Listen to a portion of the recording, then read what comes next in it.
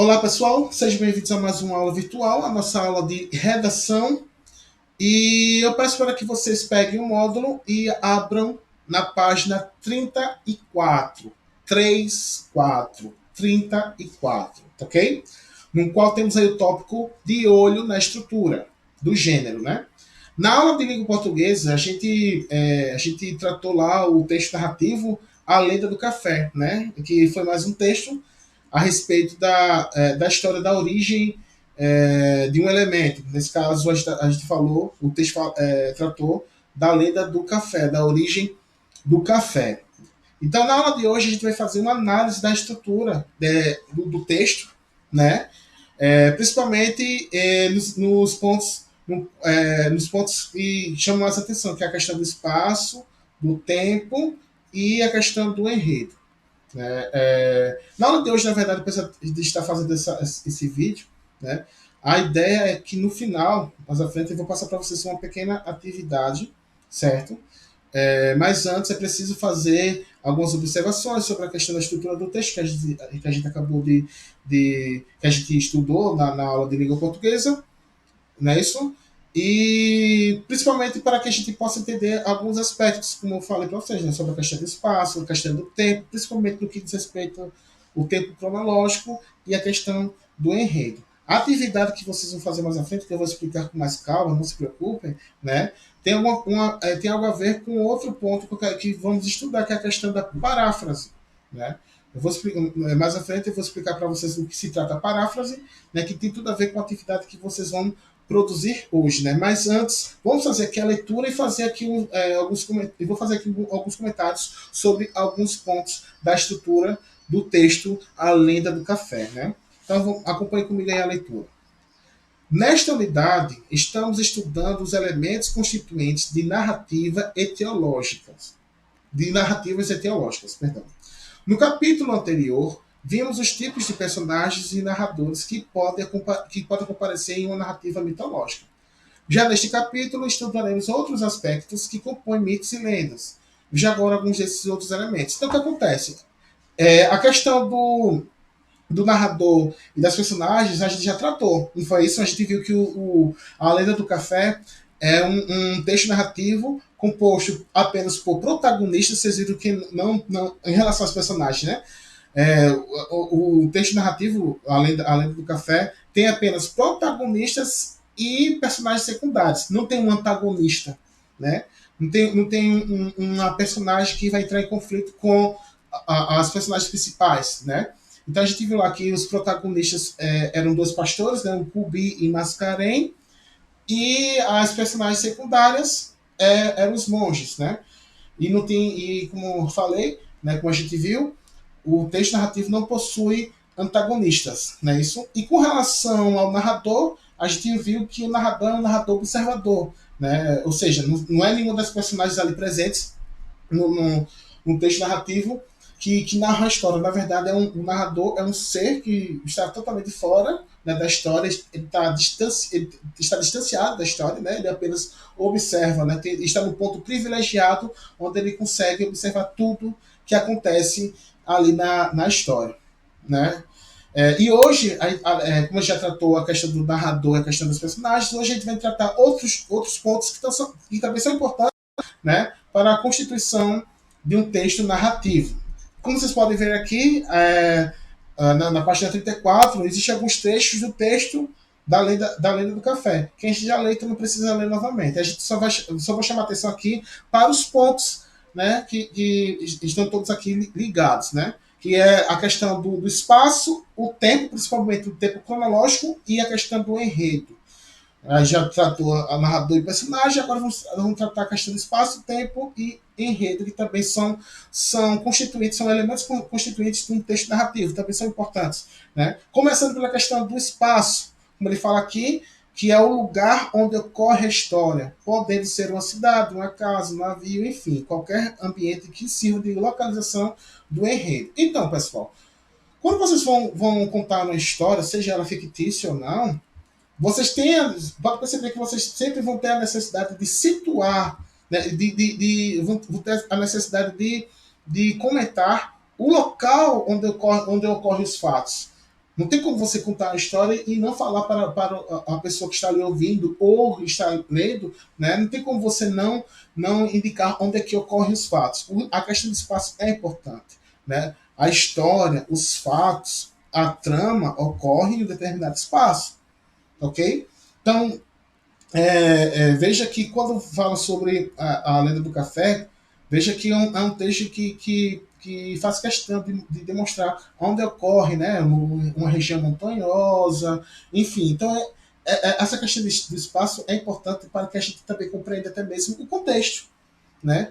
Então, existem alguns pontos do texto narrativo que muitas vezes a gente vê como algo não tão importante, mas que é importante. Porque, por exemplo, no caso da lenda do café, se a gente se o texto não trouxesse informações sobre espaço, né, ficaria difícil a gente imaginar, né? Então é importante estar na região montanhosa e tal. Então isso ajuda bastante na construção, principalmente quando se trata de um texto escrito, né, na modalidade escrita. É importante que o autor, né, de um texto narrativo, ele faça a descrição do espaço para que a gente consiga, então, através da imaginação, fazer a construção do espaço, da história, de como a trama ocorre em um determinado espaço. O espaço também é muito importante.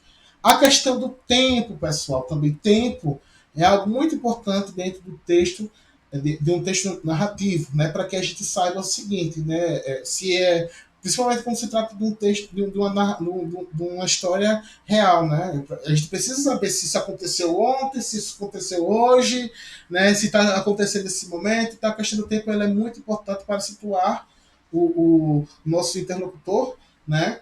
Em relação a quando isso ocorreu e nesse caso também, pessoal, aquela questão de tipo os fatos ocorreram tudo no mesmo dia, foi em 2 dias, em 3 dias, então a questão do tempo também é importante para que a gente tenha noção, né, do decorrer do tempo o tempo que levou para ocorrer tudo aquilo, né? Só que eu quero chamar a atenção aqui que ele não chama atenção para qualquer tipo de tempo, está falando sobre o tempo cronológico. E o que seria o tempo cronológico? Eu já comentei isso na aula de língua portuguesa, mas é importante a gente reforçar aqui, né? Ele fala aqui que o tempo cronológico é a passagem da história ao longo dos dias. Assim, o leitor tem uma noção da duração da narrativa marcada por expressões temporais. Pessoal, como falei para vocês, quando a gente fala em tempo dentro do texto narrativo, existem 2 tipos de tempo. Tem o tempo cronológico e o tempo psicológico. Qual a diferença desses 2 tempos? O tempo cronológico, pessoal, é o tempo, como nós conhecemos, é o tempo real, digamos assim, é o tempo que passa da mesma forma para todo mundo. Né? Ou seja, é um tempo que vale para todos os personagens, para todo mundo ali que faz parte da história. Tá entendendo? Então, esse é o tempo cronológico. Ao passo que o tempo psicológico é o tempo subjetivo, ele é individual. Por quê, professor? Porque é um tempo, como eu falei para vocês na aula de língua portuguesa, com certeza vocês já assistiram algum filme em que tem um momento, ou assistiram um filme ou leram algum texto, em que tem um momento da narrativa que se prende apenas ao pensamento da personagem. Num filme, por exemplo, quantas vezes você já assistiu um filme que tem um momento da narrativa lá que é apenas o pensamento da personagem lá, os devaneios da personagem. Então perceba que quando isso acontece, o tempo cronológico, o tempo real, ele para e aquele tempo ali daquela passagem da narrativa é apenas o tempo do pensamento da personagem. E é interessante que muitas vezes, se vocês observarem, né, a narrativa que leva em conta o devaneio de uma determinada personagem, às vezes ela leva 1 minuto, 2 minutos, e quando volta para a continuação da narrativa, é como se tivesse passado, na verdade, dentro da história, aqueles pensamentos da personagem tivesse durado apenas segundos. Né? Porque existe uma diferença entre o tempo cronológico e o tempo psicológico. O tempo cronológico, como eu falei para vocês, é o tempo externo, digamos assim, é o tempo que passa da mesma forma para todo mundo, é o tempo da forma que nós conhecemos, como conhecemos. É o tempo real, digamos assim, ao passo que o tempo psicológico é o tempo individual. Né? O tempo psicológico a gente consegue identificar, como eu falei para vocês, no momento da narrativa, quando tem um foco nos pensamentos da personagem, nos devaneios da personagem. Né? Como vocês podem perceber, quando pega um filme, por exemplo, fica muito mais claro no filme. Quando tem um momento do filme lá que a personagem está pensando, refletindo, veja que aquilo ali, o tempo que está passando daquela narrativa é o tempo do pensamento da personagem, não é o tempo real, não é o tempo externo, é um tempo interno, né? É o tempo psicológico. Aí aqui o texto, o conteúdo chama atenção para o que chamamos de tempo cronológico, é o tempo real. E ele fala aqui que a gente percebe a gente tem noção do tempo cronológico através de expressões temporais, né? Como a gente viu, como temos aqui, fica mais fácil, deixa eu procurar aqui, na atividade que a gente respondeu, né? Uma manhã, no dia seguinte, naquela mesma tarde, toda tarde antes de dormir, nos dias seguintes. Então veja que essas expressões temporais fazem com que a gente perceba o seguinte, que os fatos não ocorreram tudo no mesmo dia. Né? A gente percebe o seguinte, que todos esses fatos ocorreram em vários dias. Certo? Então, como a gente tem essa noção? Através dessas expressões. Então, essas expressões são importantes para que o leitor, nesse caso, como é um texto escrito, então, para que o leitor ele tenha a noção do tempo que aquela narrativa está levando, né? O tempo que os fatos, a quantidade de tempo que os fatos ocorreram, né? Para ele ter uma noção do seguinte: será que tudo isso ocorreu no mesmo dia? Ou foi em 2 dias, em 3 dias, em um mês? Depende muito dessas expressões. O que mostra que essas expressões aqui são importantes para que a gente tenha a noção do tempo cronológico, que, como falei para vocês, é o tempo real, o tempo que passa de forma igual para todas as personagens, para todos os envolvidos naquela história, né? E por fim temos aqui outro ponto que é o enredo, né? Que são os fatos e ações que compõem a narrativa. Juntos formam o que chamamos de início, meio e fim da história. O que é interessante em relação ao enredo, pessoal, porque as pessoas confundem muito enredo com história, sendo que uma coisa não tem nada a ver com a outra. Eu lembro que várias vezes, né, alguém chegava para mim e me conta o enredo desse filme, né? Eu não sei se já aconteceu isso com vocês ou vocês já viram alguém falar isso para outra pessoa. Olha, me conta o enredo desse filme, me conta o enredo desse romance. Pessoal, ninguém conta enredo. No máximo que eu posso fazer é contar a história. Eu posso contar para você a história do filme, mas o enredo não. Por quê? Porque o enredo, pessoal, é a construção da história. É como a história foi construída, como ela foi armada, tá certo? Quais foram as sucessões dos fatos, né? Primeiro veio o quê, depois ocorreu o quê, depois vem qual fato, e assim sucessivamente. Ou seja, o enredo é a construção da história. Como foi que a história foi construída? Isso é o enredo. O enredo não é a história. O enredo é a construção da história. Que isso fique bem claro. Então, são esses 3 pontos aqui que a página que chama atenção, que é importante porque, como eu falei para vocês, né, a gente viu lá na primeira parte, na aula de língua portuguesa, sobre narrador e personagens. Né? A gente falou sobre a questão do narrador, o narrador personagem e narrador observador. Né? O narrador personagem, ele além de narrar, participa da história, está inserido na história, certo? Né? E ao passo que o narrador observador ele não participa da história, ele na verdade tem um distanciamento, né? Ele tem uma visão privilegiada, ele está apenas observando e narrando o que acontece com o outro. Né? Por isso que é chamado de narrador observador, porque ele apenas observa. Enquanto que o narrador, o personagem, ele participa da história, ele está inserido na história. Né? E também vimos lá a questão das personagens, né? Que tem as personagens, os protagonistas, os antagonistas e as personagens secundários. Né? Os protagonistas são as personagens principais, são os mocinhos, assim por dizer, né?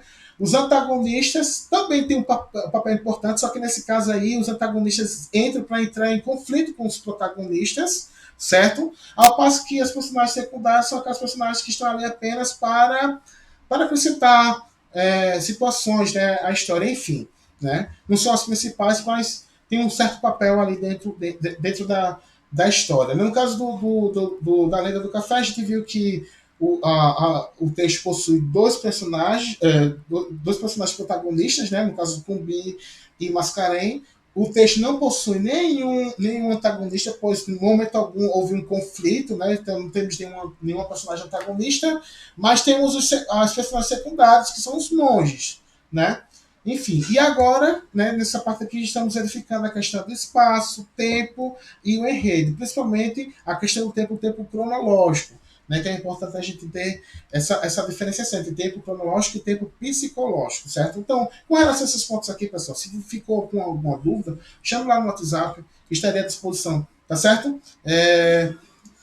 Agora, depois dessa explicação, agora vem a questão da atividade. Né? Mas antes, é preciso a gente fazer uma discussão aqui sobre o que seria paráfrase. Né? No quadrinho aqui abaixo, pessoal, tem assim, lembre-se, em uma paráfrase, recontamos com as próprias palavras algum fato ou história, mas preservamos a sequência dos fatos e dos principais acontecimentos. O que acontece, pessoal? Quando eu peço para parafrasear algo, na verdade, estou pedindo para que a pessoa faça o seguinte: olha, eu quero que você fale com as suas próprias palavras. Por exemplo, como está falando aqui no texto narrativo da história, então eu quero que você conte para mim, com as suas próprias palavras, a história. Né? No caso, por exemplo, pessoal, eu quero que você faça uma paráfrase da lenda do café. O que você vai fazer? Você vai reescrever essa história, porém vocês não vão mudar a essência da história, ou seja, vocês não fazem nenhuma modificação. Vocês vão contar exatamente a mesma história, com os mesmos personagens, com os mesmos fatos, mas ao invés de vocês repetirem lá, literalmente, o texto, a lenda do café, vocês vão contar com a própria, vocês vão escrever, vocês vão contar essa história com as próprias palavras. Então, quando eu peço para fazer uma paráfrase, estou pedindo para que você escreva a história, conte a história, só que com as suas próprias palavras. Ele falou aqui em recontar, né? Mas nesse caso, na verdade, a gente tem um certo cuidado, porque se eu peço para você recontar uma história, muitas vezes eu posso, na verdade, pedir para que você faça mudanças, né, na história, tipo, acrescentar algum personagem, mudar algum fato, tá certo? Mas nesse caso aqui, por isso que ele fala aqui em recontar, mas temos que ter esse cuidado. Recontar não é exatamente fazer uma paráfrase, porque, como falei para vocês, a paráfrase consiste em você falar com as próprias palavras, né? No caso, uma história, você contar aquela história, mas com as suas palavras, sendo que você não pode mudar a essência da história. Você não pode acrescentar um personagem, você não pode retirar um personagem, você não pode mudar os fatos. Você tem que exatamente contar a história com os mesmos fatos, tudo direitinho, só que com as próprias palavras. Isso é o que chamamos de paráfrase. Que, na verdade, pessoal, paráfrase não é somente a questão no contexto de um texto narrativo, não. Paráfrase ocorre muito, sabe onde? No meio acadêmico. No meio acadêmico ocorre muita paráfrase quando a gente precisa falar sobre. Quando a gente precisa colocar a fala de um autor, né? Como a gente precisa utilizar o chamado argumento da autoridade. O que é o argumento da autoridade? Eu coloco lá o meu argumento, né, sobre um determinado tema, e para reforçar aquele meu argumento, eu pego o argumento de um autor conhecido, que tem algum livro, e jogo lá no meu texto para reforçar, para dizer o seguinte: olha, essa minha visão é reforçada pela visão desse cara aqui.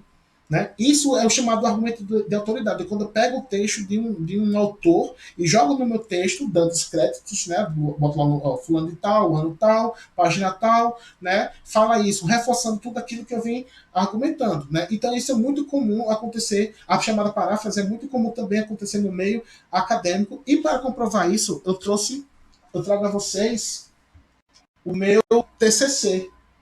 Aqui, ó, acho que vocês estão conseguindo observar, né? Deixa eu abrir aqui é o meu TCC, Universidade Federal de Alagoas, Juarez Barbosa Bezerra Júnior, cujo título é... Pessoal, não se assustem não, isso aqui é só um exemplo, certo? Tem muita coisa aqui que vocês ainda vão aprender, então não precisa se preocupar. Aqui é só um exemplo, eu quero mostrar a vocês, né, como uma alternativa, né? O título do meu TCC é As Estratégias de Realização de Objeto Direto Anafórico em Substituição ao Crítico em Terceira Pessoa em Produções Textuais de Alunos de Nível Superior da cidade de Maceió. Isso é um título do TCC, gente. Não é um texto, não. Certo? É um título do meu TCC. Né? Eu quero mostrar para vocês aqui, deixa eu colocar a página, acho que é a 7. Mais um pouquinho. Pronto, exatamente esse ponto. Um exemplo de paráfrase, pessoal. Porque o seguinte, tá vendo esse nome aqui embaixo? Kennedy de 2013. É um autor que, na verdade, é desse livro aqui. Ele é autor desse livro. Deixa eu ver se vocês conseguem. Ó, eu usei esse livro, um dos livros que eu utilizei para a produção do meu TCC, certo? Né? É um livro chamado Curso Básico de Linguística Gerativa. Né? O autor é o Eduardo Kennedy. Por isso que a gente chama ele de Kennedy. Tá ok? Acho que eu subi muito aqui. Peraí, viu? Cadê a passagem que eu estava procurando? Peraí, viu? Então, pessoal, eu peguei desse texto aqui do Eduardo Kennedy. Ah, tá aqui, ó. Opa, desce, pronto. Né? E o que acontece? Eu fiz uma paráfrase aqui. Qual seria a paráfrase? Veja aqui nesse ponto que eu falo. Ó, a partir daqui, ó. Daqui, deixa eu marcar aqui, viu? Opa, deixa eu marcar. Ó, daqui para cá, eu fiz uma paráfrase. Olha só o que eu digo, né? Isso quer dizer que somente os seres humanos são capazes de filtrar dados linguísticos de suas experiências para o engendramento do que os relativistas chamam de linguaí. Aí eu falo o que é linguaí, o conhecimento internalizado que os seres humanos acessam para a produção ou compreensão de frases. No caso, eu parafraseei de Kennedy de 2013 porque foi o ano da publicação do livro, viu, gente? Opa, peraí, que eu esqueci de mudar.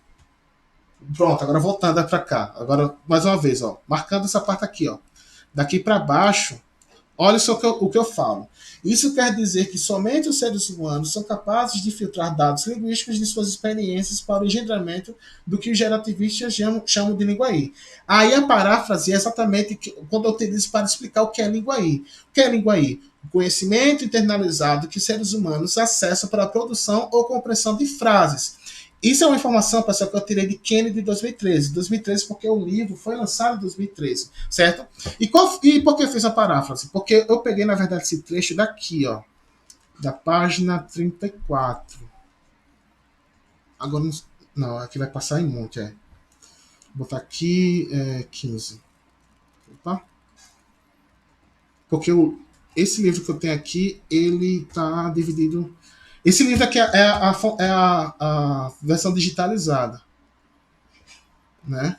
A versão digitalizada. Eu tenho o livro físico, mas também tenho a versão digitalizada aqui no computador. Foi na página 34. É aqui, ó.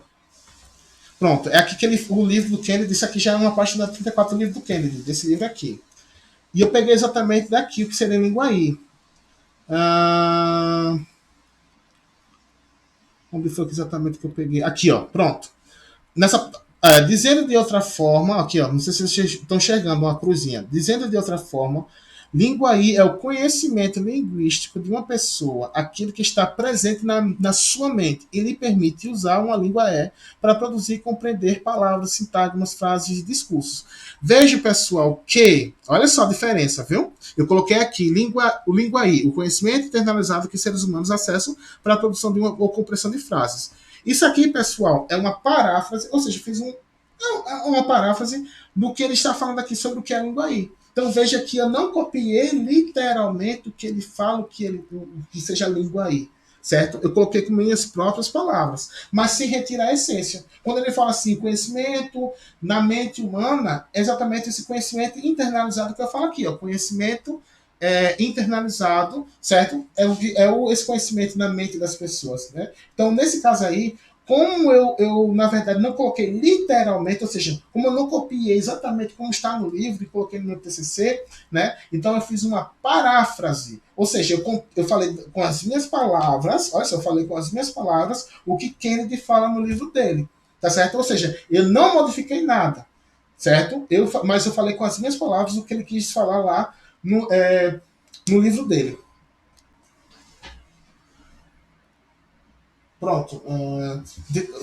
Deu uma parada aqui que eu botei o notebook para carregar, estava descarregando. Mas enfim, então, pessoal, observem que, como eu falei para vocês, eu não peguei literalmente, eu não copiei exatamente como estava no livro, não. Eu, com as minhas palavras, coloquei aqui no meu TCC o que o Kennedy quis dizer com linguaí, o que seria linguaí, certo? Ou seja, eu com minhas próprias palavras, né, eu traduzi as falas de Kennedy, né, do Eduardo Kennedy, que é o autor desse livro. Então veja, pessoal, que fiz uma paráfrase. E por que uma paráfrase? Porque eu também não modifiquei.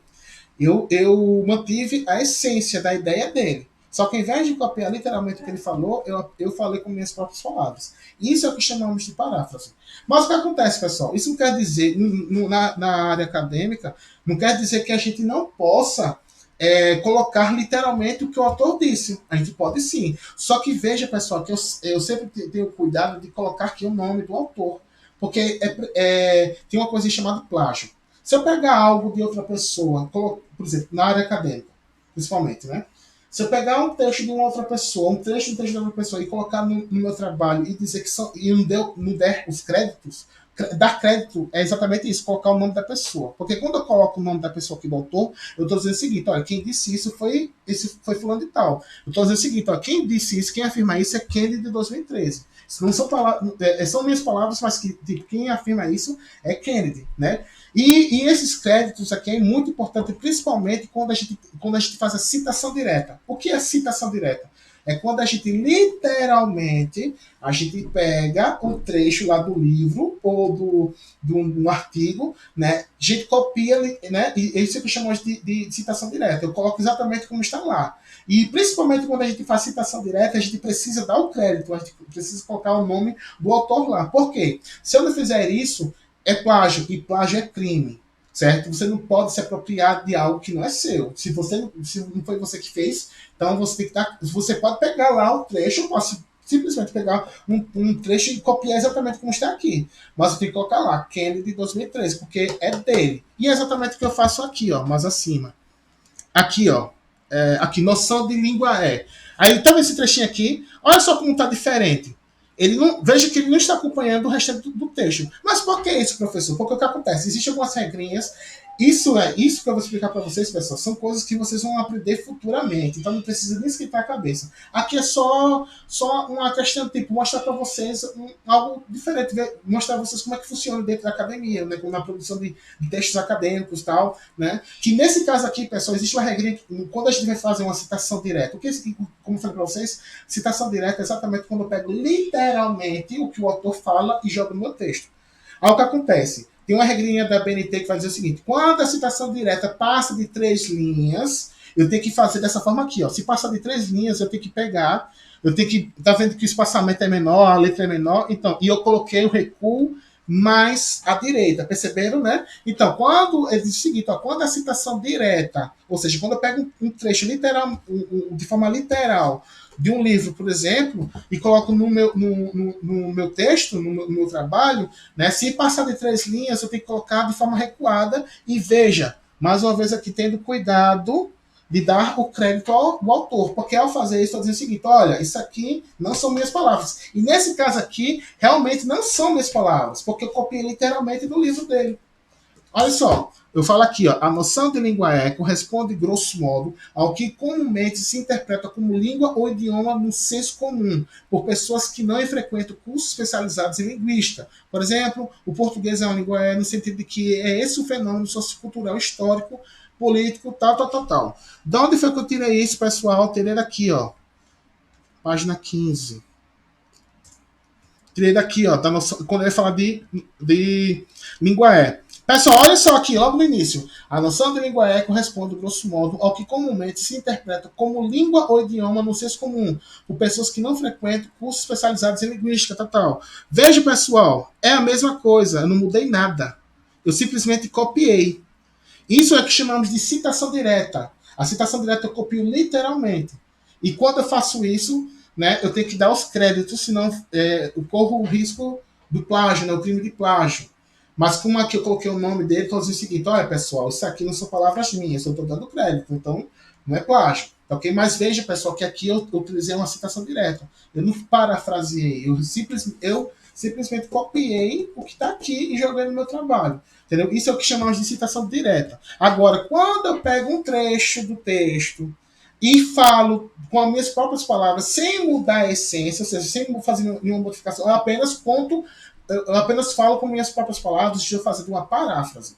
Ok? Que é exatamente o que eu faço aqui. Ó. Veja que aqui na citação direta eu copiei literalmente. Agora, mais abaixo, aqui, ó, quando eu vou falar sobre língua aí, cadê onde foi? Aqui, ó. Veja que, como mostrei para vocês, ó, quando eu digo assim, língua aí, conhecimento internalizado que seres humanos acessam para a produção e compreensão de frases. Veja, pessoal, que ele não colocou exatamente com essas palavras aqui no texto. Porque essas palavras aí são minhas, mas a ideia é dele, é do Kennedy. Porque eu fiz uma paráfrase. Então, tendo isso em mente, ok, pessoal? Tendo isso em mente, né? Veja que a atividade que eu vou passar para vocês é a atividade que corresponde exatamente a essa ideia de paráfrase. Por quê? Ó, que ele pega aqui logo abaixo. Agora, a proposta é que você faça uma paráfrase do texto A Lenda do Café. Como assim fazer uma paráfrase do texto A Lenda do Café? Como acabei de explicar para vocês, o que é a paráfrase? É você contar, falar algo com suas próprias palavras, né?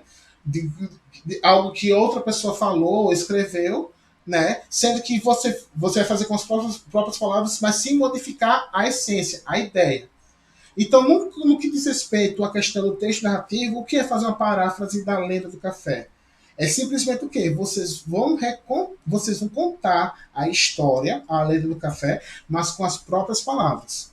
Ou seja, vocês vão contar novamente a história que a gente leu na aula de língua portuguesa e vocês não vão mudar não vão mudar a história, vocês não vão mudar os fatos. Por esse cuidado, as personagens devem ser as mesmas, a história deve ser as mesmas, a mesma história, os fatos devem ser os mesmos. Só que em vez de vocês copiarem literalmente a história, como está lá, não. Vocês vão contar com as próprias palavras. Isso é o que é a paráfrase. Então, esse é o trabalho essa é a atividade de redação que vocês farão hoje.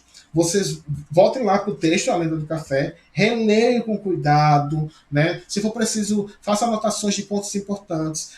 E a partir daí, depois de feita a leitura, depois de feitas essas anotações de pontos importantes, vocês vão, não é contar, mas tipo, vocês vão redigir, vão contar novamente a história, só que com as próprias palavras. Tá certo? Então, façam com calma, vejam que não é nada tão complicado assim, tá certo? A única coisa que vocês devem manter é a essência da história. Vocês não podem mudar a história deve ser a mesma. A mudança vai ser feita com a relação à forma que está sendo contada, ou seja, a forma como está sendo contada, ou seja, porque vocês vão contar com as próprias palavras, porque isso é uma paráfrase. Certo, pessoal? Então, espero que tenha ficado claro para vocês. Então, como eu falei anteriormente, reforço aqui. Qualquer dúvida estaria à disposição no WhatsApp, né? Se vocês tiverem dúvidas com relação à ideia de personagem, que é personagem protagonista, personagem antagonista, personagem secundária, pode me perguntar. Se tiverem dúvidas sobre a questão dos principais tipos de narrador, personagem, narrador, observador, também podem me procurar no WhatsApp, que estaria à disposição. Se quiserem perguntar alguma coisa a respeito da ideia de espaço, de tempo cronológico, tempo psicológico, caso não ficou, caso essa distinção entre tempo cronológico e tempo psicológico não tenha ficado claro para você, essa distinção, pode também me chamar lá no WhatsApp, que estaria à disposição, sobre a ideia de enredo, essa diferença de enredo e história, se não ficou claro para vocês, também estaria à disposição para responder, e principalmente a questão sobre a atividade e principalmente no que diz respeito à ideia de paráfrase. Se vocês ainda não entenderam bem o que seja paráfrase, também estaria à disposição para responder. Mas reforço, paráfrase nada mais é do que você falar com suas próprias palavras o que uma outra pessoa falou ou escreveu. Apenas isso, certo? Então, pessoal, valeu e até mais.